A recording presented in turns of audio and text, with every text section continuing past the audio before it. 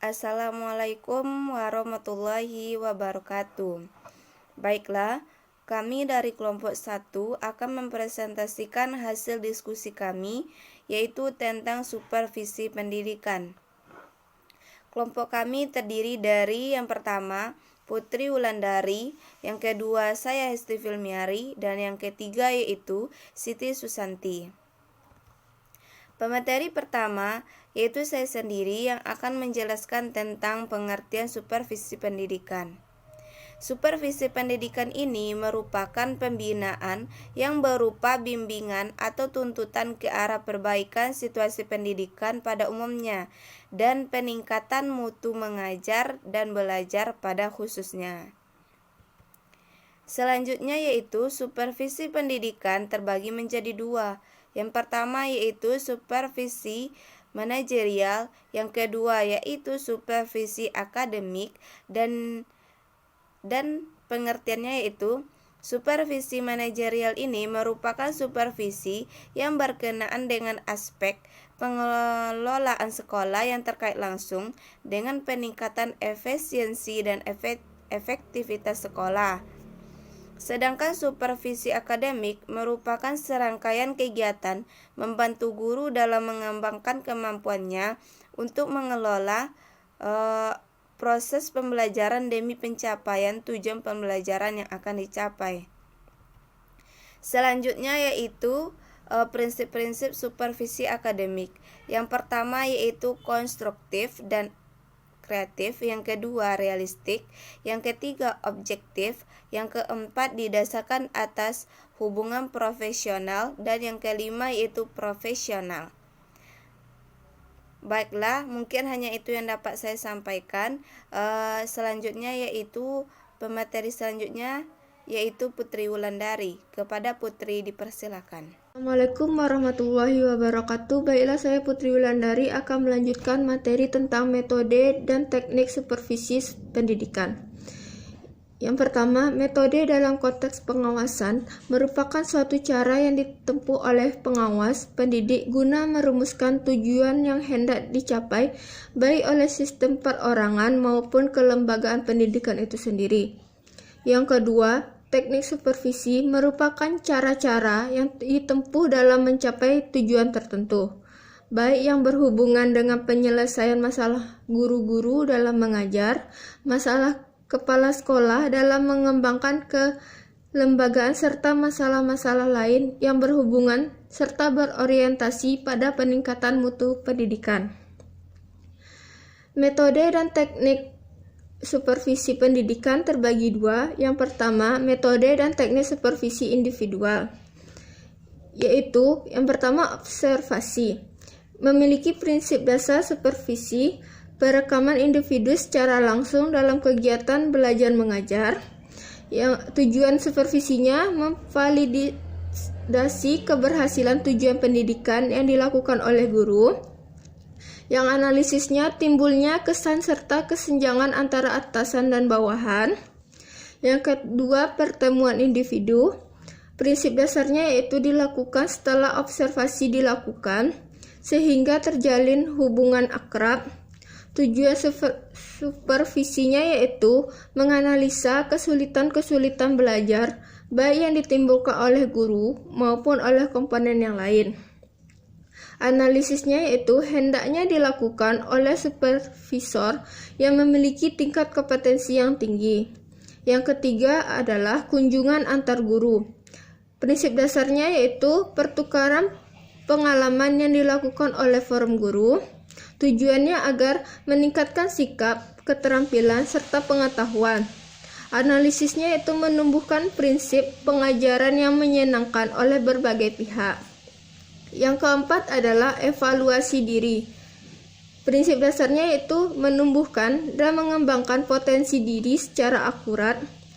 Yang tujuannya yaitu menumbuhkan dan membangkitkan keberanian diri pada guru, serta analisisnya kesulitan yang dihadapi akan kembali pada sejauh mana masing-masing individu memiliki kesadaran diri.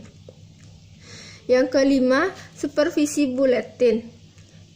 Memiliki prinsip dasar yaitu pemusatan hasil belajar berdasarkan secara Tujuannya itu menciptakan komunikasi internal dan bersifat pengembangan staf.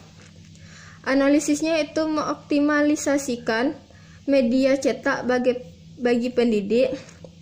Yang keenam, bacaan profesional. Prinsip dasarnya yaitu memperkaya pengalaman individual. Tujuannya itu penggalian potensi diri secara akurat, serta analisisnya ketersediaan sarana sekolah menjadi penghambat utama.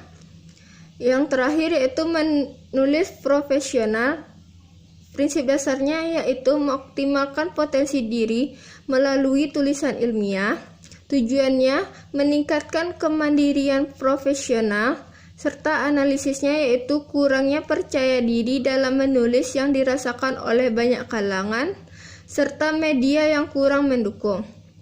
Baiklah, itu saja yang bisa saya sampaikan. Saya kembalikan ke moderator.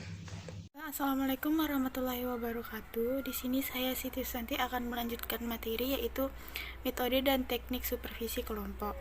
Yang pertama itu metode dan teknik supervisinya rapat sekolah. Prinsip dasar supervisinya yaitu merencanakan bersama-sama visi misi orientasi dan strategi sekolah.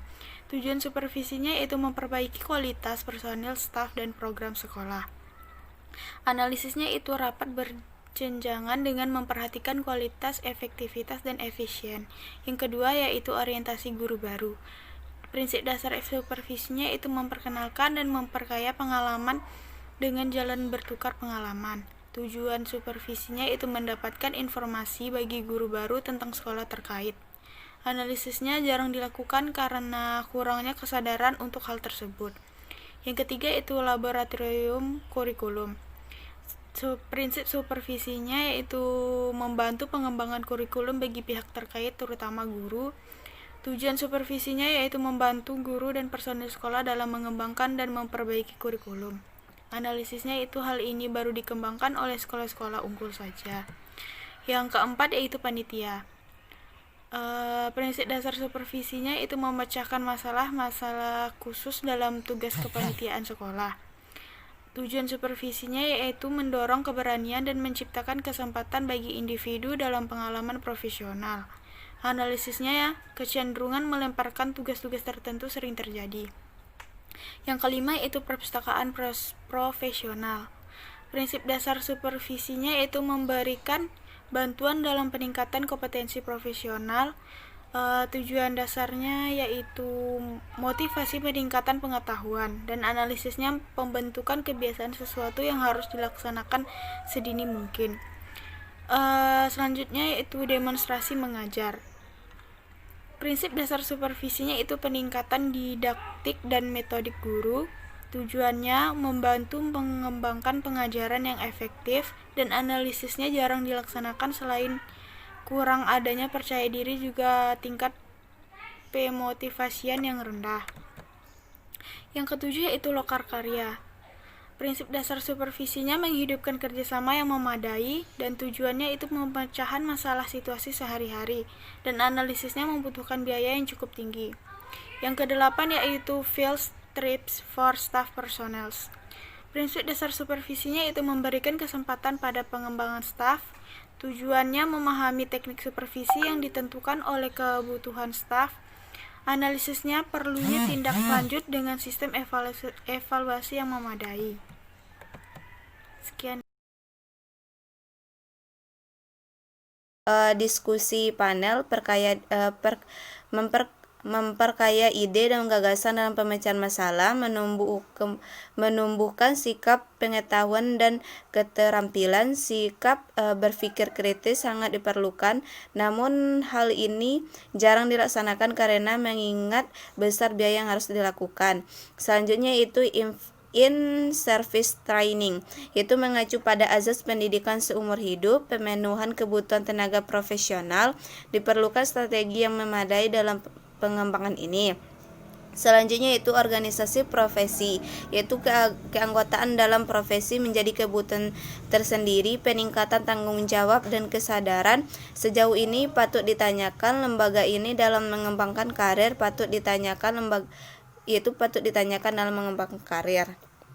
Mungkin hanya itu yang dapat saya sampaikan. Terima kasih. Assalamualaikum warahmatullahi wabarakatuh.